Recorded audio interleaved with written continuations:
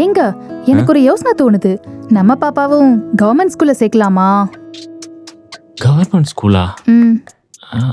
அப்பா ஆட்சி நடக்குது. அதாவது எங்க ஆட்சி இங்க எல்லாமே தரமா இருக்கும். அதனால தானே சொல்ற. கரெக்டா? போடாங். அப்புறம் எதுக்கு கவர்மெண்ட் ஸ்கூல்னு கேட்ட? அடுத்து எங்க ஐயா ஆட்சி.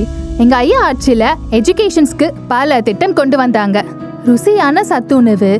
அது மட்டும் இல்லாம எங்க ஐயா கொண்டு வந்த 7.5% இடஒதுக்கீடு மாதிரி இன்னும் நிறைய ஸ்கீம்ஸ் ஸ்டூடெண்ட்ஸ்க்காக கொண்டு வருவாங்க.